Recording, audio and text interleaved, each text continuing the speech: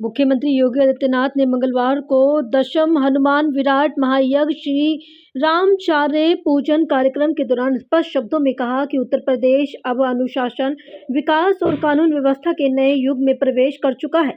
उन्होंने कहा कि जो लोग अव्यवस्था फैलाने का सपना देखते हैं, उन्हें समझ लेना चाहिए कि राज्य में कानून सर्वोपरि है। उसका पालन करने के लिए सरकार पूरी तरह मजबूती से खड़ी है। मुख्यमंत्री ने यज्ञ मंडप में आहुति अर्पित की और साथ ही संत बलराम दास से आशीर्वाद लिया। कार्यक्रम में अयोध्या सहित कई जिले के संत, महंत, जनप्रतिनिधि, हजारों श्रद्धालु मौजूद रहे। प्रदेश में बदली तस्वीरें, शांति सुरक्षा बनी पहचान। मुख्यमंत्री योगी आदित्यनाथ जी ने कहा कि प्रदेश में अब शांति और सौहार्द का वातावरण। उन्होंने कहा कि कानून व्यवस्था को सुदृढ़ बनाकर सरकार ने आम जनों को सुरक्षित माहौल दिया है, जिससे विकास की गति तेज हुई है। सनातन संस्कृति पर गर्व है और सजग रहने का आह्वान। अपने संबोधन में मुख्यमंत्री ने कहा कि भारत और सनातन संस्कृति एक दूसरे के पूरक है। उन्होंने लोगों को एकजुट रहकर सांस्कृतिक मूल्यों की रक्षा करने, समाज को कमजोर करने वाली ताकतों से सतर्क रहने की अपील की। कल्याणकारी योजनाओं से करोड़ों को लाभ। मुख्यमंत्री ने सरकार की योजनाओं का उल्लेख करते हुए बताया कि प्रदेश में 1 करोड़ से अधिक परिवार को पेंशन दी जा रही, जबकि 15 से 16 करोड़ लोगों को मुफ्त राशन का लाभ मिल रहा है। उन्होंने कहा कि आयुष्मान भारत योजना के तहत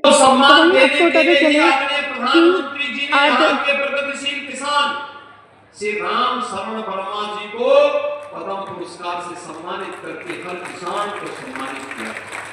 आपके परिश्रम को, आपके पुरुषार्थ को सम्मानित किया और यही परंपरा आगे बढ़ाने के लिए आज हम सब आपके बीच में हैं।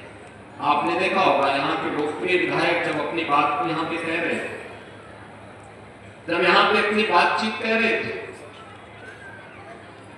उस समय उन्होंने यहाँ की योजनाओं के बारे में कैसे 84 कोस परिक्रमा का भार यह जनपद में बन रहा है और परिक्रमा मार्ग बनेगा, स्वाभाविक रूप से यहाँ का विकास कई गुना बढ़ेगा, रोजगार की नई संभावनाएं विकसित करेंगे। और अब तो हम स्टेट कैपिटल रीजन SCR के अंतर्गत हम लोगों ने बाराबंकी जनपद को लिया है। बड़े विकास के कार्यक्रमों को आगे बढ़ाया है। बाराबंकी का नौजवान रोजगार और नौकरी के लिए बाराबंकी के बाहर नहीं जाएगा, बाराबंकी में उसे रोजगार मिलेगा। यहाँ के सतीश चंद्र शर्मा जी ने, सुरेश राय जी ने, यहाँ के जनप्रतिनिधियों ने जो प्रस्ताव दिया था, राम कृष्ण घाट के पास हमारा एक बहुत बड़ा औद्योगिक क्षेत्र खड़ा होने जा रहा है, उद्योग यही लगेंगे। बाराबंकी जनपद इतनी पवित्र नदी सरयू मैया की कृपा यहाँ पर है। पौराणिक काल से इसका अपना एक गौरवशाली अतीत रहा है। तो अतीत गौरवशाली है तो वर्तमान भी गौरवशाली होगा और भविष्य को भी और भी गौरवान्वित करने वाला क्षण के रूप में बदलने का काम और डेवलपमेंट की सरकार करनी चाहिए। कनेक्टिविटी को बेहतर बनाने, अच्छी सड़क बने, लोधेश्वर महादेव मंदिर का हो या अन्य प्रमुख स्थलों को जोड़ने के लिए, मार्गों के निर्माण के लिए पैसा दिया जा चुका है। कार्य स्तर पर प्रारंभ होने जा रहा है, कुछ कार्य प्रारंभ हो चुके हैं, कुछ कार्य आगे बढ़ेंगे, ये रुकेंगे नहीं। ये रुकने वाली सरकार नहीं है, टिकने वाली सरकार नहीं है।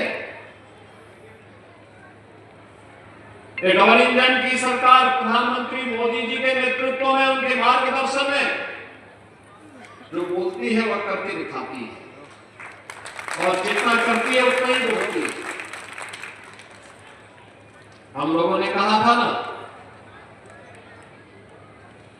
कि रामलला हम आएंगे, मंदिर वही बन गया ना, मंदिर अयोध्या में। कोई संदेह है?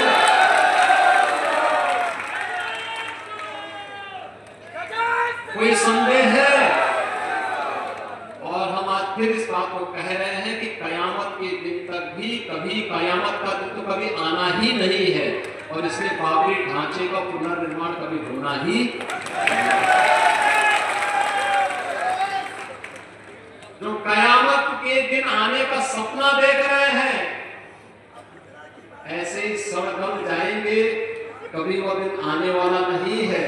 और उनके सपनों को ऐसे ही हम अपनी विरासत को सम्मान देते हुए भारत की गौरवशाली परंपरा को, सनातन धर्म की इस परंपरा को, जैसे प्रधानमंत्री जी ने 25 नवंबर को अयोध्या धाम में आकर के सनातन के प्रतीक श्री राम मंदिर में भव्य केसरिया ध्वज का आरोहण किया था। ये केसरिया ध्वज हमेशा ही भारत के इस गौरव को, सनातन के इस गौरव को आगे बढ़ाने का कार्य इसी मजबूती के साथ करेगा। बहनों और भाइयों, आप याद करिए ना, अयोध्या में 500 वर्षों के बाद एक गौरवशाली क्षण हमारे सामने आया। इन 500 वर्षों में अनेक राजा महाराजा आए, अनेक सरकारें आई होंगी। 1947 में भारत आजाद हुआ, 1952 में पहली चुनाव के बाद सरकारें बनी, लगातार हर चुनाव के बाद सरकारें बनती थी, फिर चुनाव होते थे, सरकारें बनती थी। सिया रामचंद्र भगवान